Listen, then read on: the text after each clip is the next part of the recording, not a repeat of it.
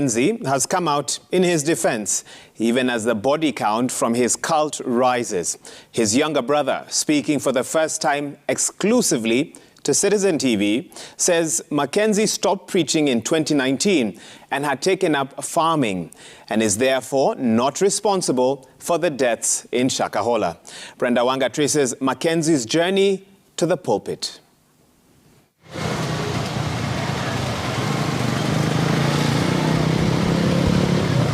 Kilometers away from the killing fields of Shakahola in the heart of Malindi town, we find a man who knows the preacher accused of leading nearly 100 children, women and men to early and shallow graves.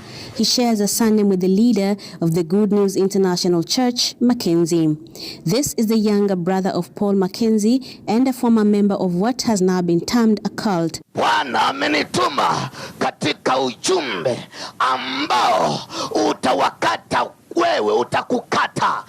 He tells us his brother's journey to the pulpit and now the dock began in the late 90s. According to Robert, his brother did not have any theological training and had studied up to Form 4 at Lukore Secondary School in Kwale County, where their family of 12 was raised by Protestant parents. Alikuwa anafanya kazi ya taxi hapa Malindi na akaendelea na taxi kwa miaka kadhaa, ndio akaja akapata wito wa kanisa.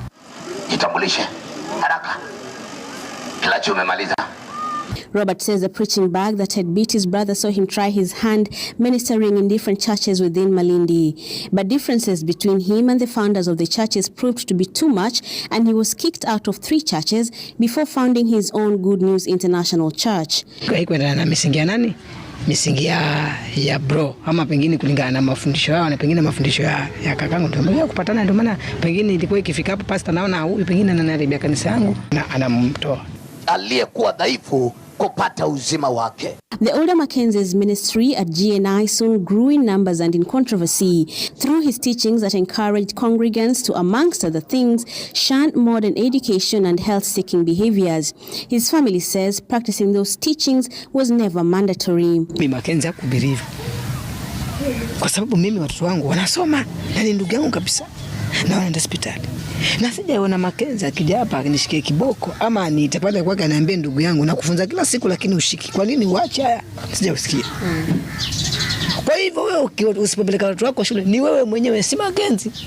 The family denies that Mackenzie fled his Malindi-based church to settle in the forest. Instead, they say he told them that his God-ordered mission had ended in 2019 and that he was now settling down to farm in the fields that have turned into the theater of tragedy. Asema mimi sikufunga kanisa lakini mwenye hii kazi ndo amesema imei. Kwa hivyo mimi nilikuwa ni mtumwa tu. Mimi kazi imeisha na sima yake, hata nikisema nitaendelea naye kanisa kama mtumishi. Sina la kuambia. Manake yeye ndiye alikuwa ananipatia cha kuambia nyinyi. Na saa hii haniambii tena, ameniambia kazi yangu imeisha. And despite the overwhelming number of bodies recovered from those fields in the last few days, this family is convinced that the brother is a target of malice. They say Paul was a model child growing up, kind to a fault and incapable of the crimes he is now accused of. Lakini kama mimi kivyangu mimi sikubaliani naye kwa sababu brother yangu mimi namjua. Brother yangu hizi wa mtu na akazika kwa sababu tumeenda hata mimi ndiye amenisomesha.